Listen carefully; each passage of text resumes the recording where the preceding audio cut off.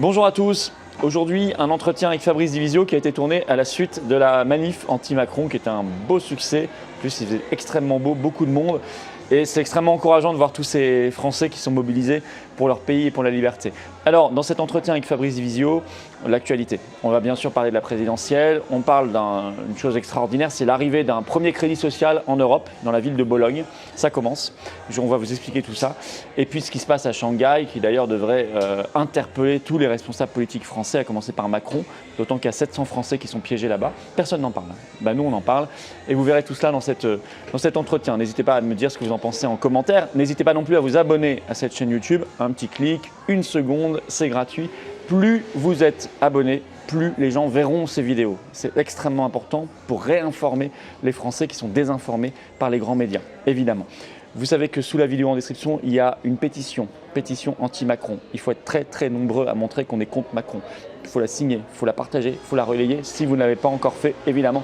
Et si vous ne l'avez pas encore fait, il faut nous rejoindre. Voilà, il faut venir aux Patriotes, tout simplement, pour participer à tous ces événements, pour participer à tous les combats, pour défendre notre pays, pour défendre l'avenir. Il n'y a pas 36 000 solutions. En tout cas, si on reste seul, on n'y arrive pas. Il y a une possibilité d'adhérer ou de refaire une adhésion annuelle. C'est le même lien, il est sous la vidéo en description. Vous le savez par cœur, il est également en premier commentaire épinglé. Il est également là, en cliquant sur l'écran en fin de vidéo, vous trouverez. Voilà, sous la vidéo en description, il y a également un autre lien pour faire un don de soutien aux Patriotes.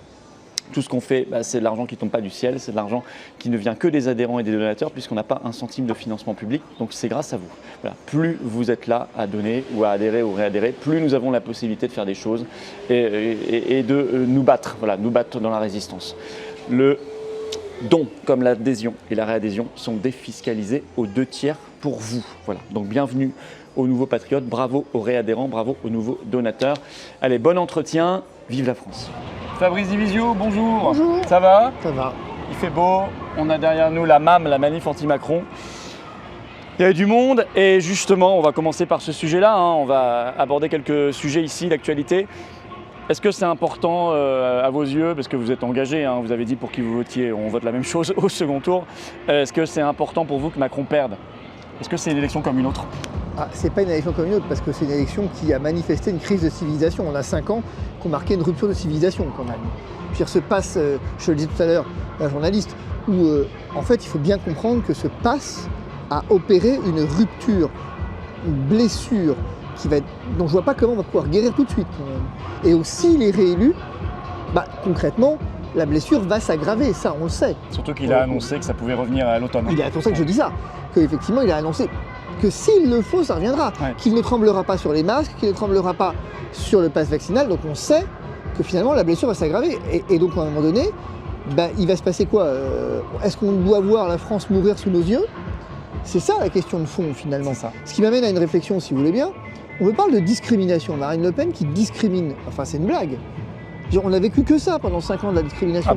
À haute dose. À haute dose. Assumé. Et plus encore depuis 1 an et demi. Enfin, maintenant, on nous dit depuis quelques jours qu'elle était affectueuse. Oui, qu'elle était affectueuse, la discrimination, c'est ça. Non, je pense effectivement comme vous que c'est pas du tout une élection comme une autre et qu'on a une urgence là, c'est de le virer en fait. C'est pour ça qu'on a fait cette manif anti-Macron d'ailleurs. Non mais l'urgence à un moment donné, c'est de se demander ce qu'on veut quoi. C'est de se dire, est-ce qu'on veut véritablement ériger la discrimination en règle? Est-ce qu'on veut véritablement ériger le narcissisme, le cynisme, le mensonge?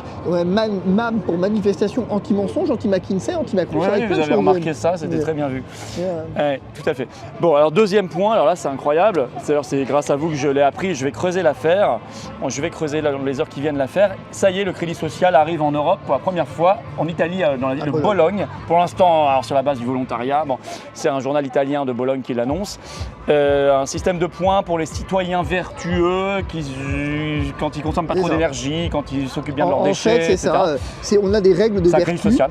Oui, c'est un crédit social. Je pense qu'il faut être très clair. D'ailleurs, le gouverneur en fait de la région ne s'en cache pas parce qu'il l'appelle comme ça au demeurant. Ah, il l'appelle comme ça. Oui, d'accord. Ça, on va creuser ça dans les heures qui viennent. Il l'appelle crédit social vertueux, le CSV. Donc on ne peut pas être plus clair. Oui, là, c'est clair. Et avec un élément qui est intéressant, c'est que c'est un outil, encore une fois informatique, une app, un truc numérique, ça voilà, fait par Thales. Thales qui en fait la promotion, qui ne s'en cache pas. C'est très clair. Et deuxième élément, c'est que c'est évidemment sur la base du volontariat Mais l'idée étant, dans le projet, puisqu'ils ne savent pas encore comment ça va se passer, sera mis en place à la fin de l'été 2022. Dans l'idée, il y a, et Rome a annoncé d'ailleurs que si ça marchait, ils allaient le mettre en place aussi. C'est pas anodin. L'idée, elle est simple, c'est de permettre, plutôt que de punir, d'avoir des récompenses. Ouais. Que les citoyens vertueux soient identifiés et qu'ils soient incités à utiliser cet outil pour être récompensés. Ça vous rappelle rien? Bien sûr, quand vous êtes vacciné, vous avez droit à des promotions. Vous avez droit d'aller au restaurant. Oui, mais même avant ça. Avant gardez même votre boulot déjà. Oui, mais avant ça. Regardez comment ça avait commencé. Au début, si vous êtes vacciné, vous aviez un Big Mac. Vous aviez un Big Mac. Aux États-Unis, vous avez des armes à feu. Voire, je crois qu'en Allemagne, vous aviez droit à 30 minutes d'amour avec des hôtesses. Mais c'était le comportement vertueux de l'époque. C'est ça. Mais là, c'était encore on vous donnait du plus. Ensuite, on nous a simplement conservé nos droits. Ah bah oui, mais c'est pour ça que je vous dis que c'est la première étape. C'est ça.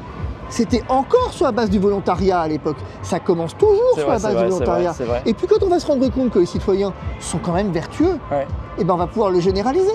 Et s'ils ne sont pas vertueux, il faut le généraliser. Finalement, à la fin de la fin, ça n'existe pas le volontariat. On l'a vu avec la vaccination. C'est ça le drame en fait. Dans un pays dont il faut souligner qu'il est allé très loin dans le covidisme, et notamment il y a toujours un pass vaccinal en Italie. C'est pire que ça. Donc pour moi, il y a une corrélation forte là. Il y a un pass vaccinal, il y a des masques FFP2 dans la rue avec la police qui vous fait la guerre, faut être clair. Et vous avez, et excusez du peu, un pass vaccinal pour entrer à l'hôpital.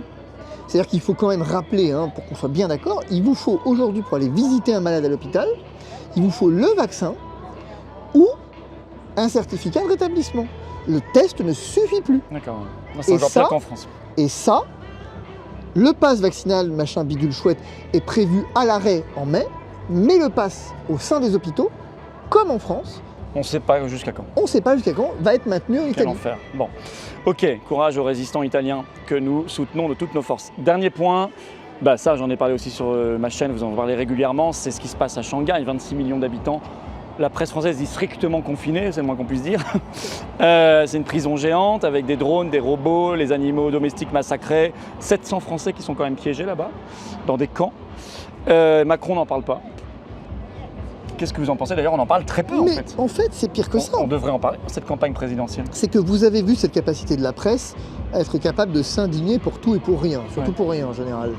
Là, vous avez un article du Monde exceptionnel d'hier qui vous fait un narratif très objectif, très détaché sur ce confinement strict, comme vous l'appelez. Non, attendez, là on a passé le cap de confinement strict. Vous avez des enfants qui sont séparés de leurs parents, en dessous de 7 ans. Non, au-dessus de 7 ans, parce que c'est maintenant au-dessus de 7 ans, mais au début c'était pas le cas. Au début c'était tous. Et vous avez quand même, les Français racontent, à 2h, à 3h du matin, ils viennent sonner à la porte et ils testent tout le monde. Et si vous avez un positif, hop, il est emmené en quarantaine de force. Dans un camp où vous avez le masque 24 heures sur 24. Quand il y a un cas positif dans un bloc d'immeuble, l'appartement où il y a eu le cas positif, c'est 2 semaines de plus et on pose les scellés dessus. On en est là. Et je crois que l'article du Monde auquel vous faites référence disait que beaucoup d'habitants réclamaient ça. On disait que dans la stratégie zéro Covid, la Chine ne faiblit pas. Bah oui, ça ne faiblit pas, c'est le moins qu'on puisse dire. On a passé, si vous voulez, un cap. Et quand il faut bien mesurer que la presse se glosse et se plaît à nous traiter de complotistes ou tout ce qu'on veut, mais le crédit social de Bologne, on l'avait bien dit au départ quand même, que c'était une étape. Le renforcement du confinement et effectivement la Chine, c'est vous qui avez dit que c'est venu de Chine et ça reviendra de Chine. C'est possible. C'est possible. Mais que donc on voit bien que quand même il se passe quelque chose. On voit bien que quand même il y a un plan derrière, il y a une organisation au sens littéral du terme et que tout ça n'est pas que le pur fait d'un hasard sorti de nulle part. Il ne faut pas déconner quoi. Bien sûr. Et encore une fois, on n'en parle pas. Macron n'en parle pas. D'ailleurs, pas grand monde n'en parle, ce qui est complètement délirant. Bref, nous on en parle. Voilà. Merci beaucoup Fabrice. À très bientôt. À bientôt.